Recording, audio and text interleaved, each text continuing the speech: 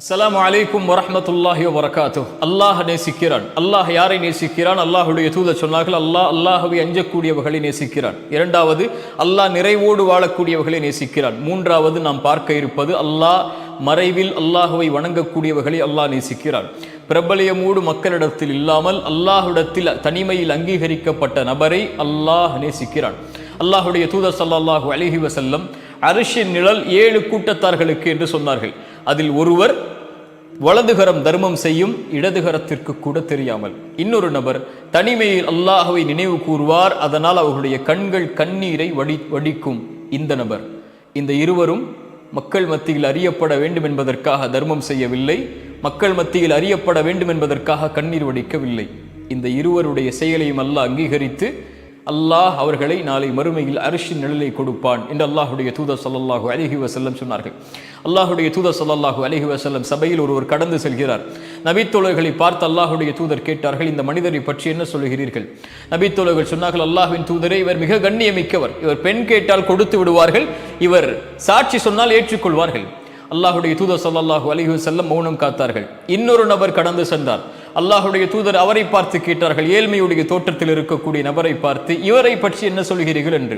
நபித்தோழர்கள் சொன்னார்கள், யா ரசூலல்லாஹ், இவர் கண்ணியம் இல்லாதவர்.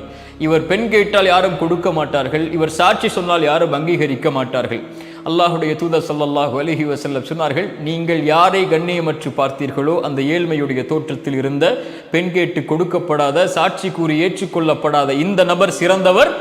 நீங்கள் கண்ணியமோடு பார்த்த அந்த நபர் உலகமெல்லாம் நிரம்பி இருந்தாலும் சரி. அல்லாஹுடைய தூதர் ஸல்லல்லாஹு அலைஹி வஸல்லம் மேலும் சொன்னார்கள், அடியானுக்கு சொர்க்கம் உண்டாகும். அவன் யார்? வேகமாக குதிரையில் பரட்டை தலையோடு முகமெல்லாம் தூசி படிந்த நிலையில் போர்க்களத்தில் உள்ளே நுழைகிறான். முதல் வரிசைதான் அனுமதி கிடைக்கிறது, நிற்கிறான்.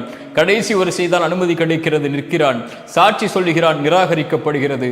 உதவி கேட்கிறான், மறுக்கப்படுகிறது. ஆனால் அந்த போர்க்களத்தில் நிற்கிறான். ஏன்? இவன் வந்தது அல்லாஹ்விற்காக, முதல் வரிசைக்காக அல்ல, கடைசி வரிசைக்காக அல்ல, அங்கீகாரத்திற்காக அல்ல, சாட்சி கூறி ஏற்றுக்கொள்ளப்பட வேண்டும், உதவி கேட்டு ஏற்றுக்கொள்ளப்பட வேண்டும் என்பதற்காக அல்ல. இவன் எது கிடைத்தாலும் எது கிடைக்கவில்லை என்றாலும், யார் போற்றினாலும் யார் போற்றவில்லை என்றாலும், யார் அவனுடைய சாட்சி அங்கீகரித்தாலும் யார் உதவி செய்தாலும், எந்த அங்கீகாரத்தை அவனுக்கு அந்த இடத்தில் கொடுத்தாலும் கொடுக்கவில்லை என்றாலும் நிற்பான். யாருக்காக? யாருக்காக? அல்லாஹ்விற்காக. இந்த அடியானுக்கு சொர்க்கம் உண்டாகும். இந்த நபிமொழிகள் எல்லாம் எதை சொல்லுகிறது? மக்கள் மத்தியில் பிரபலியத்தை விரும்பக்கூடியவர்கள் மத்தியில் அல்லாஹ்விடத்தில் அங்கீகாரத்தை எடுத்துக்கொள்ளக்கூடிய நபரை அல்லாஹ் நேசிக்கிறார்.